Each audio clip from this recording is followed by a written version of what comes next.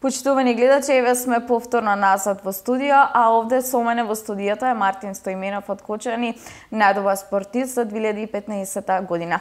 Мартин, добре ни дојде во рано наутро. Добро утро и добро ве најдов. Така, еве најпрвен јас ти честитам за ова награда за најдобар спортист за 2015 година, па сега ти да ни кажеш како се чувствуваш и какво значење има ова за тебе. Благодарам многу. Значи, оваа награда за најдобар спортист за 2015 година, како и сите други награди, сите медали имат едно огромно значење за мене. Тоа е еден голем потик за понатамошната работа и доказ дека напорната работа, напорните тренинзи се исплаќа. Така, дали очекуваше вакво признание? Па да, 2015 година беше за мене една поуспешна година. Имав освојено повеќе медали, како од државни, меѓународни и Балканското првенство што се одржа во Хрватска, така, во Дубровник. Таму освои второ место. Да, таму освои второ место. Комисијата што избира спортист на Кочани, споради постигнатите резултати, ме одбра мене. Имаше ли голема конкуренција? Па да, имаше конкуренција од сите спортови, но според постигнатите резултати, јас имав најдобри резултати за 2015 година и бев избран за спортист. Така, освои прво место и овде во Македонија на државното првенство. Еве нешто повеќе околу ова да ни кажеш како беше надпреварувањето. Па да, во 2015 година имавме две државни првенства. Едното државно првенство ни беше за светското првенство, што се одржа во Џакарта во Индонезија. Другото државно првенство ни е за европското првенство, што ќе се одржа оваа година во Кипар. Таму го освои првото место. Исто така и ние во Македонија имаме една голема конкуренција, талентирани деца и не е така лесно да се освои едно државно првенство. Така. А еве на пример, од кој навиќе добиваш поддршка? Па вака, поддршка добивам од моите пријатели, роднини и најмногу од моите тренери, кои се секогаш со мене на секој турнир, на секој надпревар, ме поддржуваат, ме водат во борбите и така победуваме. Колку време одвојуваш еве на пример за тренинг? Дали секојдневно посетуваш тренирање или па дома сам вежбаш? Да, секој ден тренираме, значи по 3 часа на ден тренирам, кога се спремам за некој подобар турнир, како што се балкански, европски и светски надпреварувања. Зависи од турнирот, некојаш посветувам и по 2 часа на ден, но константно тренираме секој ден. Така, еве, например, можеш ли да ни кажеш што најмногу те мотивира? Има ли некоја личност која што те мотивира да вежбаш? Да тренираш карате? Па вака, тој спорт го сакам уште од многу мали нозе. Го тренирам веќе околу 13 години. Гледајќи ги боречките спортови, секој успешен спортист ме мотивира, без разлика дали од карате спортот, од бокс. Секој успешен ме мотивира да одам понатаму и да станам еден ден некој попозната личност и да освојам некој светски медал. Така, еве, например, која е формулата за постигнување на овие одлични резултати? Дали освен тренирањето и нешто друго влијае? Па вака, во секој постигнеш успех. Да, во секој спорт си влијаат повеќе работи. Исхраната, редовните тренинзи, психичката подготвеност, физичката подготвеност. Значи, без тие работи еден спортист не е целосен. Без се што фали го прави не толку совршен. Так. Значи, сите тие работи влијаат, мотивацијата исто така од тренерите и кога си добро подготвен, нема никакви пречки. Така, еве сега да ни кажеш ти во која група спаѓаш? Во јуниори или? Да, јас ова година се надпреварувам во јуниори до 21 година. Исто имаш? Да, аз сум 19 години. Да. Сега можем исто така да настапуваме и во сениори. Сега ме очекува Европското првенство што ќе се одржи во Кипар на 5, 6 и 7 февруари оваа година. Таму исто така очекуваме медал. Потоа ми следува државното првенство. За прв пат ќе наступам и во сениори, во најголемите. Они се така поискусни, подобри, но мислам дека сум спремен и дека можам да ги совладам.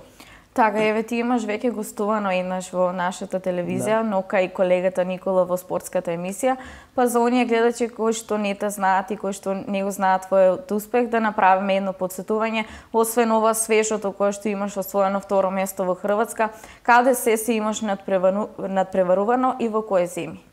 Па вака, си имам надпреварувано на повеќе правенства, како што се државни, меѓународни, надвор од државата, европски и светски надпреварувања. Имам освоено 7 пати во Македонија сум државен првак, имам освоено неколку балкански медали и имам освоено европски медал.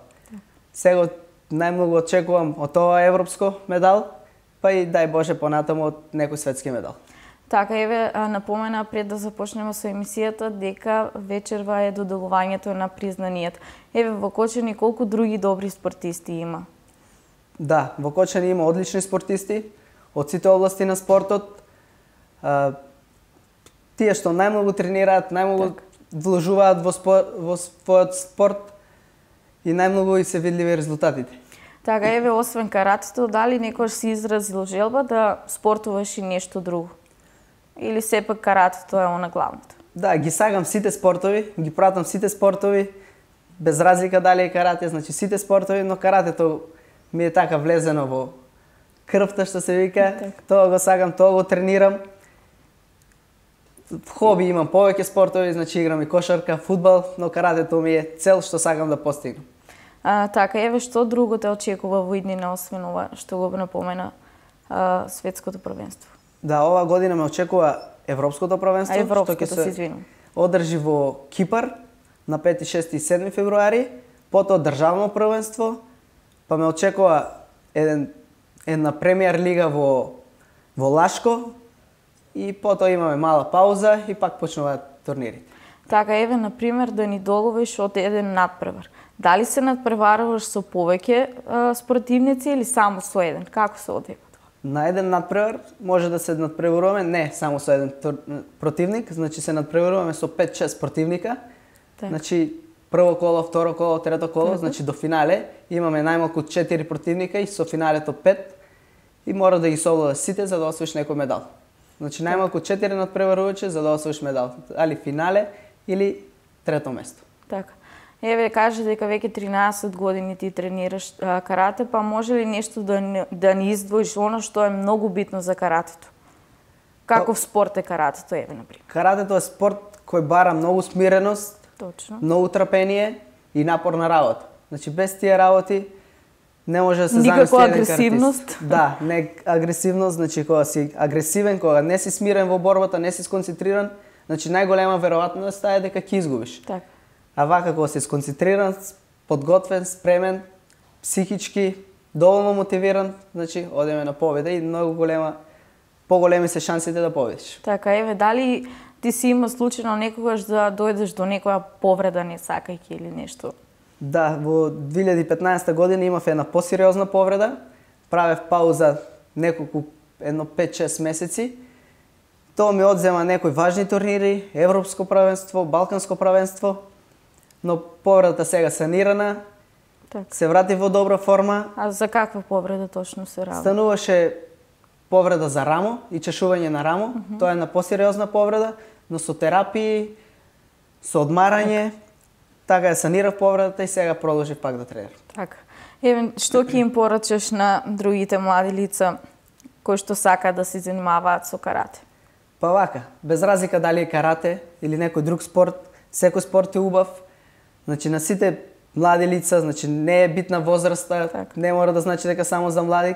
Спортот е за сите, да тренираат, добро за здравието, да си го...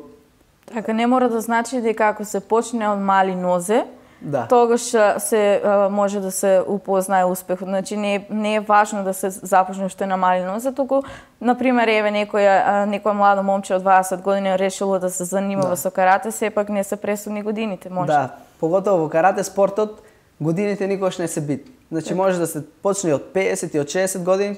Кај нас во државата тоа не е толку популарно, во другите држави значи почнуваат и на поголеми возрасти. Значи тоа е здраво, се чувствуваат здрави, цврсти и затоа го тренираат карате. Еве Марти, ти минатата година доби и стипендија спортска надеж, така?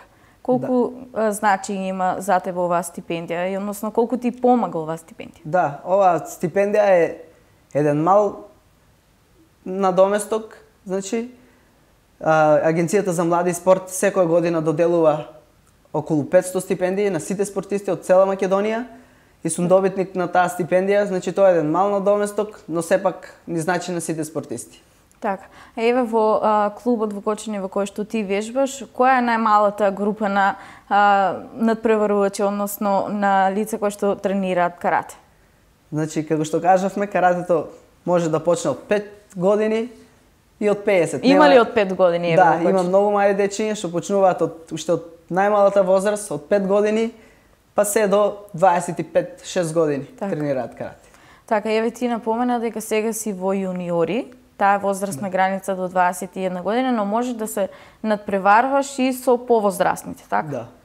Значи вака, после 18 години настапуваме во категоријата јуниори до 21 година. Значи од 18 до 21 година.